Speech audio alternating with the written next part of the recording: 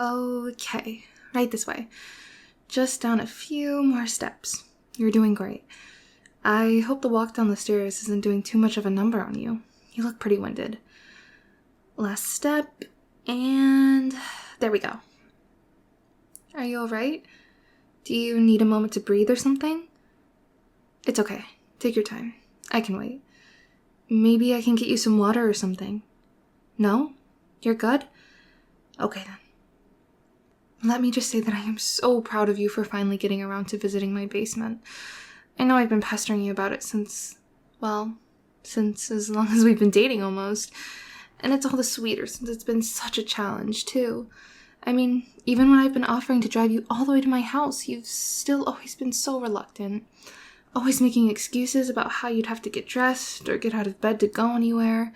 The offering of free food almost changed your mind, but you were still on the fence. But it looks like paying you money was enough to get you off your butt, huh?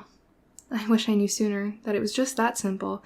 It would have saved me a lot of time and effort. Anyway, I know I told you before that I had something to tell you that I can only tell you here. So, here I go. I love you. Well, okay, I assume you already knew that. We have been dating for a while now, and to be honest, I think my excessive number of text messages really got that across. But even that aside, it's so obvious we were destined for each other. Like, written in the stars kind of destined. I mean, how else do I always know what present you want without you telling me? See? It's fate. Stars don't lie. Anyway, I'm kind of getting off track here. You see, my confession was more about why I love you. To put it plainly, it's because, well, you're lazy. Like, really lazy. Ridiculously, supernaturally lazy. You're the living parody of a lazy person. I am certain without a doubt that there is no one alive lazier than you. Because if anyone was lazier than you, they would be too lazy to breathe. But now let me explain why that's a plus. A while ago, I was thinking to myself, geez, it's really about time for me to get into a relationship. But, well, the problem there is that I kind of have severe abandonment issues. That's a long story. I'll fill you in later. But basically, I was thinking to myself, I really don't want them to run away. And that's it. That's a whole explanation of why I love you. You'll never run away from me because I know you don't run. Or do any exercise, really. I'm actually kind of worried about your health, to be honest. But hey, let's see the bright side of things. But back to the point. I really, really love you and your fear of anything even vaguely requiring effort. That's why I spent so much effort into chasing after you. For instance, why do you think that your Wi-Fi was always going out and I was always the one to come over and fix it? I'm very sorry about doing that to you, by the way. I know how much you love your internet connection. But I needed an excuse to come over and visit you because, well, you know, you never leave your house. So what I'm getting at is that's how I finally got to meet you, through my job. Well, my job isn't to come over and fix your Wi-Fi, and it certainly isn't to remotely disable your Wi-Fi and then come over and pretend to fix it, but that was just the cover I needed. My real job, of course, is as a member of... Let's just say that I work for a government agency. Anyway, so as a part of my job, I can see what people search up on the internet. Most of the searches are like cat pictures or students looking for the answers to their homework, but like I was saying before, I wanted someone who wouldn't leave me, right? So I thought, hey, a very lazy person wouldn't be bothered to leave me, right? And it's not kidnapping if they just can't be bothered to leave. So I'm in the clear, right? So then I thought to myself, okay, then in that case, let's look to see who's made searches on the internet that would indicate that they are super lazy.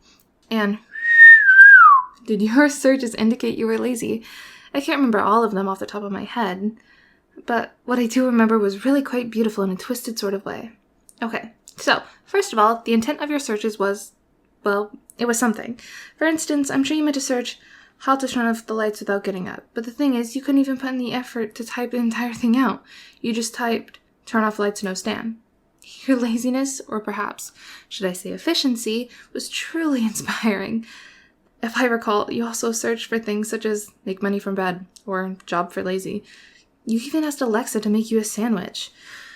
Seeing those phrases in your search history gave me the utmost confidence that you're the laziest person to ever exist. That you're a lazy person so that you'd actually stay with me. And, laziness aside, I know that you often say that how you want to stay with me. But with my sort of personality, that's so hard to take at face value. But even so, I really, really want to believe you. And at least when you stay with me like this, it lets me pretend to really 100% believe you. So thank you. I really want to stay with you too. The only person who I don't have to tie up or anything. I'll just leave you be and you'll just not move. Now, I know life can be difficult for someone as dedicated as you. After all, you can never seem to put in any effort into school, or looking for a job, or even doing basic chores like cleaning up your living space.